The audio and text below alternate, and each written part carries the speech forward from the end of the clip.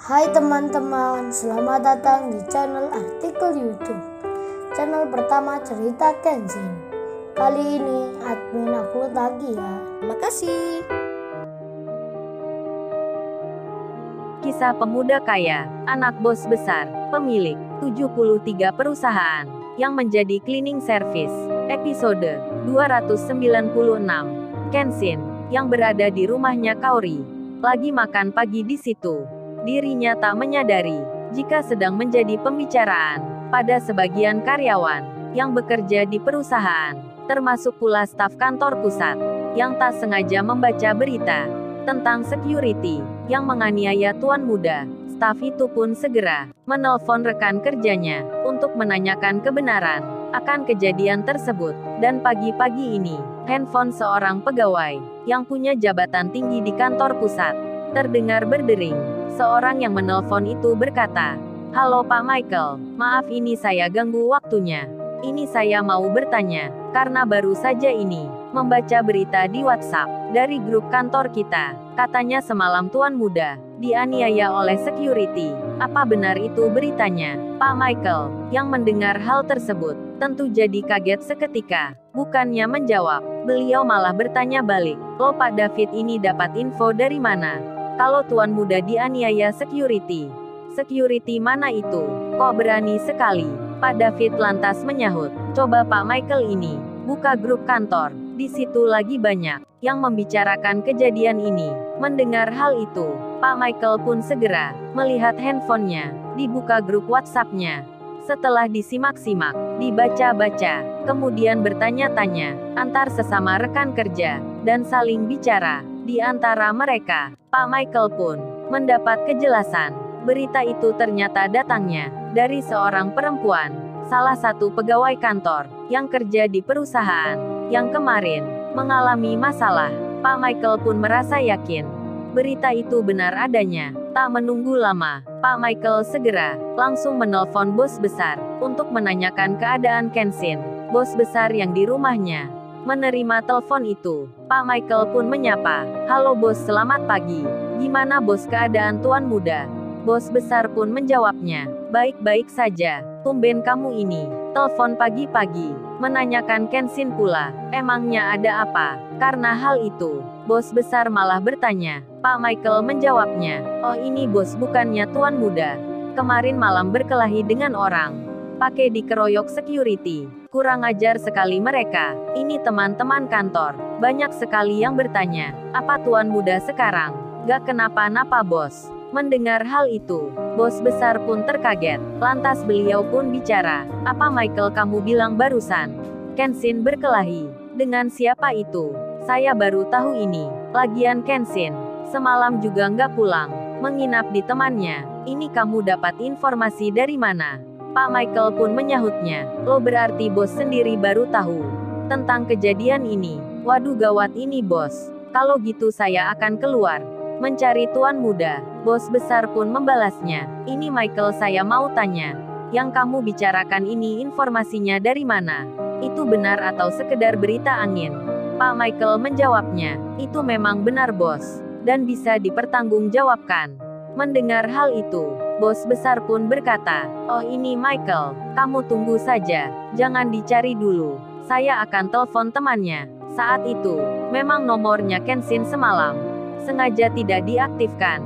Jadinya bos besar sempat tak bisa menghubungi. Kemudian beliau pun menyuruh Nita, adiknya Kenshin, untuk mencarikan nomornya Iwan. Tak berselang lama, nomor itu didapatkan. Di lain tempat, si Iwan sendiri, yang saat ini bersama Ririn, sedang mengajari mengemudi. Tiba-tiba handphonenya berbunyi. Iwan pun mengangkatnya.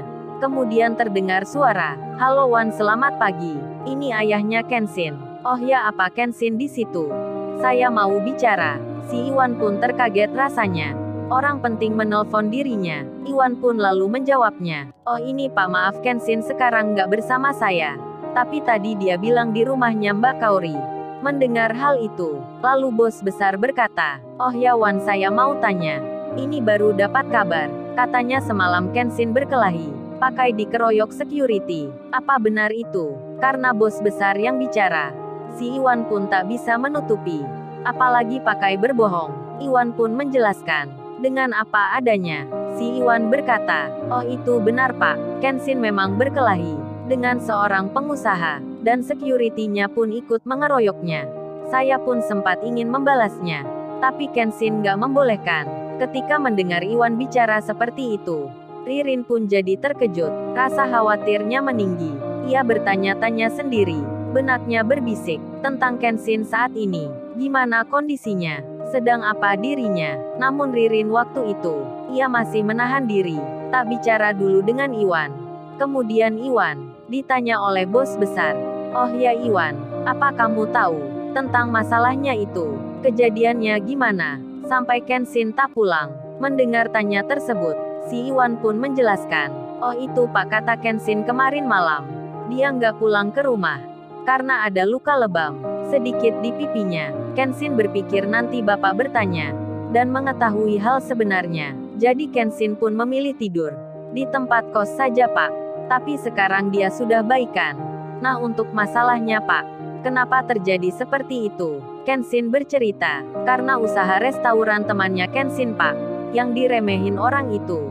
Katanya sepi restoran yang gak laku. Kenshin lalu membalasnya pula, dengan kata-kata, hingga terjadilah adu mulut, sampai mereka berkelahi, dan security-nya pengusaha itu. Ceritanya ikut pula mengeroyok Kenshin Pak. Mendengar penjelasan Iwan, bos besar pun mengerti. Kemudian beliau bicara, oh jadi gitu masalahnya. Kenapa Kenshin sampai berkelahi? Kalau gitu terima kasih. Ini saya akan telepon langsung saja pada Henry ayahnya Kaori. Iwan pun menyahutnya. Iya Pak, sama-sama. Di sela itu si Iwan merasa berita tentang kejadian ini sudah banyak diketahui orang.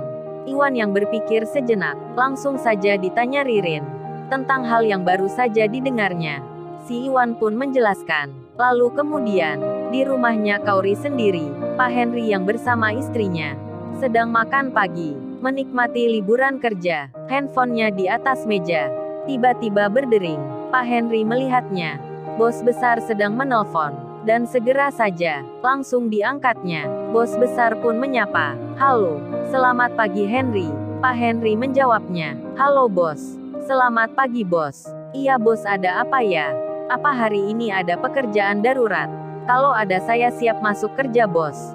Bos besar pun menjawabnya. Oh itu nggak ada Henry. Ini saya telepon mau tanya. Apa Kenshin di rumah kamu sekarang? Pak Henry pun terkaget jadinya. Beliau merasa tak enak. Jadi khawatir sendiri. Kalau tuan muda di sini tak disukai oleh bosnya. Hingga jawaban Pak Henry agak terpatah-patah terdengarnya. Iya bos. Tuh tuan muda, Aa ada di sini. Lagi di luar bersama Kaori. Maksudnya lagi makan pagi bos. Bos besar pun bertanya, Henry, coba kamu lihat diam-diam. Keadaannya Kenshin itu gimana? Kamu perhatikan wajahnya. Apa ada yang terluka? Mendapat perintah seperti itu, Pak Henry pun terkejut. Kemudian beliau bertanya, emangnya ada apa bos? Ada apa dengan tuan muda? Bos besar pun tak menjelaskan. Beliau masih saja bicara. Sudah kamu lihat dulu saja keadaannya. Ingat Henry, kamu perhatikan diam-diam. Jangan sampai Kenshin tahu. Karena perintah itu, Pak Henry melakukannya. Langsung berjalan dekat jendela, melihat keadaan luar, melihat Kenshin, memperhatikan. Dengan serius sekali, istrinya pun sampai ikut pula. Mamanya Kaori itu bertanya, ada apa ya emangnya? Kok tiba-tiba di sini? Pak Henry pun menjawabnya. Nggak tahu ma, ayah cuman disuruh memperhatikan tuan muda. Apa ada yang terluka di wajahnya? Coba mama juga melihatnya. Dan ketika itu, Kaori yang makan ikan bakar, disertai sambal, tak sengaja, tangannya itu menyentuh matanya, hingga Kaori merasa jadi perih.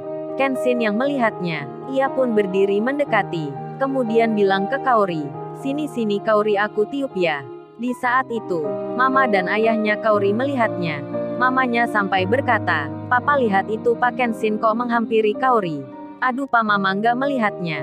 Kenapa itu mereka? Pak Henry pun menjawabnya. Mama ini berpikir kok negatif gini. Tuan muda nggak seperti gitu. Coba lihat aja, Kaori matanya perih itu mah kena sambal. Tuan muda yang meniupnya, istrinya pun melihatnya. Beliau pun menjawabnya, oh gitu Pak, saya kira tadi ngapain?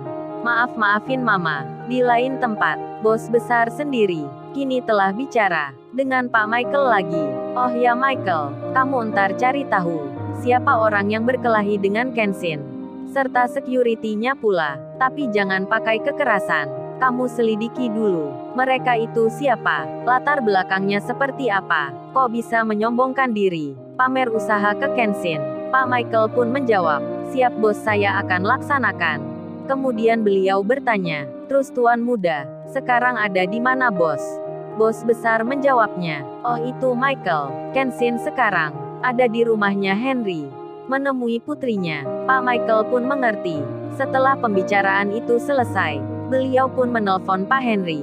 Pak Michael langsung bicara, halo Pak Henry, selamat pagi. Oh ya, saya mau tanya, kalau Tuan Muda keluar, tolong kabari Pak Henry, biar nanti Tuan Muda kita ikuti dari belakang. Pak Henry yang dapat telepon seperti itu, beliau langsung bertanya, oh ya Pak Michael, emangnya ada apa dengan Tuan Muda? Bos besar kok baru saja telepon ini, menanyakan pula keadaannya. Pak Michael menjawabnya, oh itu Pak Henry, Tuan Muda semalam berkelahi, dikeroyok 3 orang, 2 diantaranya security, dan Tuan Muda tak pulang semenjak malam, karena ada luka di pipinya. Ini bos besar memerintahkan untuk mencari tahu orang itu siapa yang berkelahi dengan Tuan Muda. Pak Henry pun terkejut mendengar itu. Lalu, bagaimana kisah selanjutnya? Subscribe channel ini untuk episode berikutnya. Terima kasih. Jangan lupa ya guys, untuk kelanjutan ceritanya ada di Artikel YouTube. Jangan lupa subscribe ya guys, dan tekan notifikasinya